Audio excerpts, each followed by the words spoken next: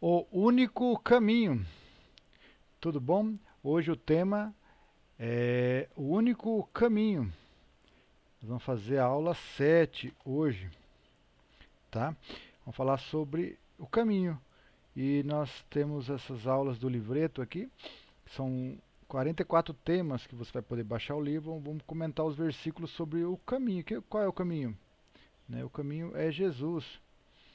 Então vamos lá. Nesse livreto você vai poder baixar e tem várias explicações sobre a criação, a queda, a nossa vida sem Jesus, o pecado, como ser salvo, né? A salvação é de graça, o único caminho. Então vamos lá. Depois vamos falar sobre vários assuntos aqui importantes, conforme a gente vai estar passando os dias e vai passando aí. E a família, tudo bem? Como é que tá as coisas aí? Tudo tranquilo? O único caminho, né? O único caminho para Deus é Jesus. E aqui tem os versículos que comprovam. Então a gente fala sempre um comentário e depois o versículo sobre o assunto. Tá bom? Então vamos lá. Jesus tem os méritos para ser o único e verdadeiro caminho, pois ele foi provado, testado e nunca acharam nele o pecado.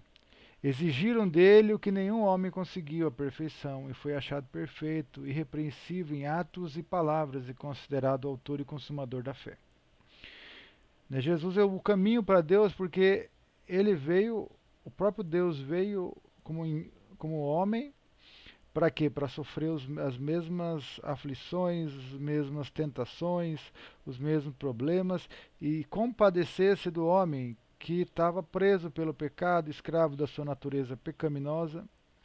E Jesus veio cumprir, fazer algo como o homem venceu, ele venceu o diabo e aí ele se tornou o Salvador, o caminho, e aquele que crê tem salvação. Então ele pagou nossa dívida, foi resgate para que nós pudéssemos ter salvação, né? E através da vida de Jesus, da palavra de Jesus, dos ensinamentos de Jesus, daquilo que ele consumou e deixou um testamento real, que é a verdade, que é a palavra dele, o homem acredita e é assim que Deus preparou. O homem tem que reconhecer que é pecador, esse é o primeiro ponto, né?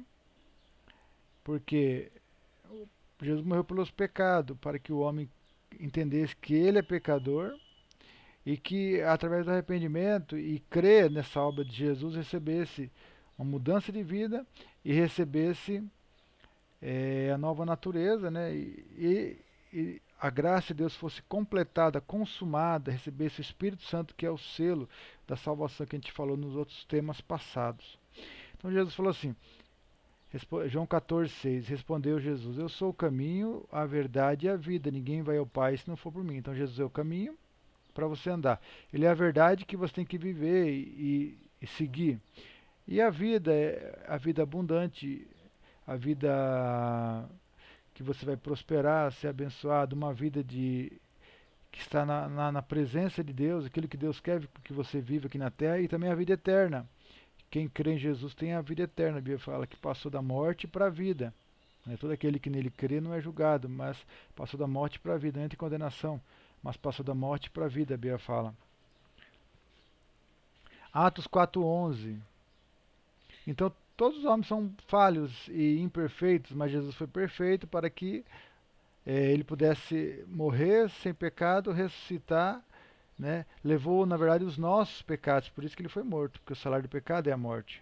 Então, como ele não merecia, ele ressuscitou, ele venceu a morte porque não tinha pecado e Deus deu o direito de quem crê nele ter salvação.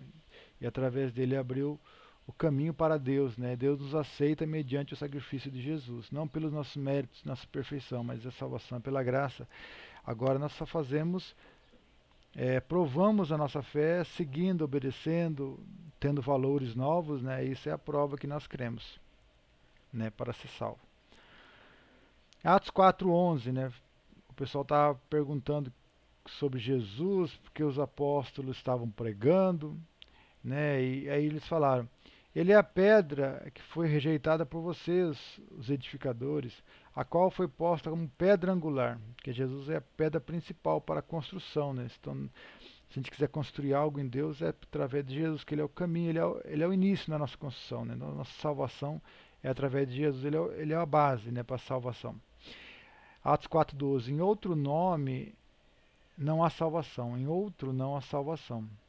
Porque debaixo dos céus nenhum outro nome foi dado entre os homens em quem devamos ser salvos. Então, nenhum outro nome. Todos são pecadores, todos são falhos, todos erraram.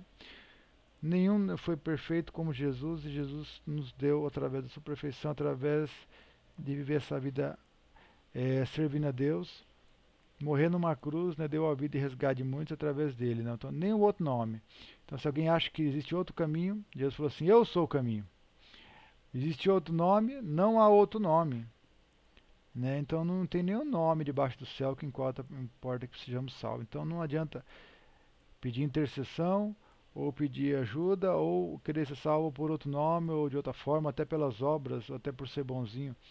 É necessário que haja arrependimento e que haja voltar para Deus em Jesus. Efésios 4,4. Há um só corpo, que é o corpo de Cristo, né, que é a igreja. Há um só Espírito, que foi doado para que a gente pudesse conseguir fazer a vontade de Deus, como também fosse chamada uma só esperança da vossa vocação. Né? E um só Senhor, uma só fé, um só batismo. Então há um só Senhor, uma só fé e um só batismo. A fé em Jesus, o batismo em nome de Jesus, a Bíblia fala, Jesus falou assim: quem crer e for batizado será salvo, quem não crer será condenado. O batismo prova a nossa fé, que você crê. Um só Senhor é o Senhor Jesus. Né? Um só Deus, uma só vocação. E quando a pessoa não crê, é porque ela está dizendo que ela. Porque na verdade todos estávamos condenados, a Bíblia fala. Todos pecaram e destituídos estão da glória de Deus. Salvo mediante a redenção que há em Jesus. Agora, quando você se batiza, você está provando a sua fé, você está acreditando, você está fazendo um passo de demonstração de que você se arrependeu e está sendo lavado e ressuscitado, nascendo de novo para uma nova vida. E o Espírito Santo nos dá essa nova natureza. 1 Coríntios 8,5. Né? Pois ainda há quem haja também alguns que se chamem deuses, ainda que haja também alguns que se chamem deuses, quer no céu, quer na terra, como há muitos deuses e muitos senhores no mundo, né? Todavia, para nós há um só Deus, o Pai de quem são todas as coisas e para quem nós vivemos. E um só Senhor, Jesus Cristo, pelo qual existem todas as coisas e por ele nós também. Então, aqui está falando de novo que só tem um só Deus e Jesus Cristo um só Senhor. 1 Timóteo. Porque há um só Deus e um só mediador entre Deus e os homens, Jesus Cristo, homem. Ó. Só tem um só Deus e Jesus Cristo é aquele que foi enviado. Mediador, quer dizer, aquele que faz a ligação, a mediação, aquele que encaminha, aquele que é a ponte entre a terra e o céu, entre o homem e Deus, é Jesus, né? Então que está mais uma vez falando que ele é o caminho, um só caminho. 1 João 4,14. E nós temos visto e testificado que o Pai enviou o seu Filho como Salvador do mundo. Qualquer que confessar Qualquer que confessar que Jesus é Filho de Deus, Deus permanece nele e ele em Deus. Então aqui fala que Deus testificou, os apóstolos tinham visto e testificado, e era o testemunho de que Deus enviou seu Filho como Salvador do mundo, e qualquer que confessar Jesus, que Jesus é o Filho de Deus, Deus permanece nele e ele em Deus. E essa salvação, né? Salvação é essa, que te conheçam, está lá em João. A Jesus, a Deus e a Jesus Cristo a quem enviaste. João 20:30. Jesus, na verdade, operou na presença dos seus discípulos ainda muitos outros sinais que não estão escritos nesse livro. Eles, porém, estão escritos para que creiais que Jesus é o Cristo, né, ungido, o enviado, o Filho de Deus, e para que crendo tenhas vida em teu nome. Então, mais uma vez, falando que Jesus é a vida, que Jesus, quando você crê, você recebe a vida. Você está no caminho certo. E Isaías 42:8, para encerrar. Eu sou o Senhor, este é meu nome, e a minha glória, pois a outro não darei, nem o meu louvor a imagens esculpidas. Aqui estava profetizando que um dia Salvador, Isaías 53 ia falar que Jesus ia vir, conta a história do Salvador, né, do Messias, que ia morrer numa cruz, mas aqui Jesus fala que este é o nome da glória, né? Que Deus deu a glória a Jesus, né? E não a outro nome, que através de Jesus Deus é glorificado, né? Não dou louvor a imagens esculpidas. As imagens são feitas por homens, né? Que acabam criando uma imagem, mas na verdade não existe imagem mais perfeita do que a presença de Deus no coração das pessoas. Na verdade, o engano é que as pessoas querem que se apeguemos a coisas e coisas que se veem, mas na verdade nós temos a fé. Nós não são objetos que demonstram Deus, que eu tenho aquele objeto, eu vou ter Deus. Não, eu tenho o Espírito Santo, eu tenho Deus. Eu tenho a fé, eu tenho Deus. Eu creio. Davi falou assim, ainda que eu ande pelo vale da sombra da morte, não temerei mal algum, porque tu estás comigo.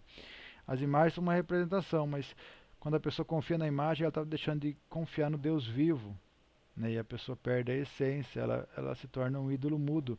E a Bíblia fala que tornam-se iguais os que seguem, os que adoram, e a pessoa acaba perdendo a essência da vida. Então, a glória é de Deus, e quando você entrega sua vida a Jesus, você está glorificando a Deus em Cristo, né, através da obra que Jesus fez. E a Bíblia fala que Deus lhe deu um nome, está lá em Filipenses, que é sobre todo o nome, no céu, na terra e debaixo da terra, qual todo joelho se dobrará no céu, na terra e debaixo da terra. Deus deu essa autoridade. No final de todas as coisas, Jesus vai se assentar e vai devolver a glória àquele que é devido, que é o Pai, Criador de todas as coisas, ao Deus Santo e Eterno. Amém? Na aula que vem vamos falar sobre arrependimento, né, que Deus possa te abençoar nesse caminho. Em nome de Jesus, tá bom?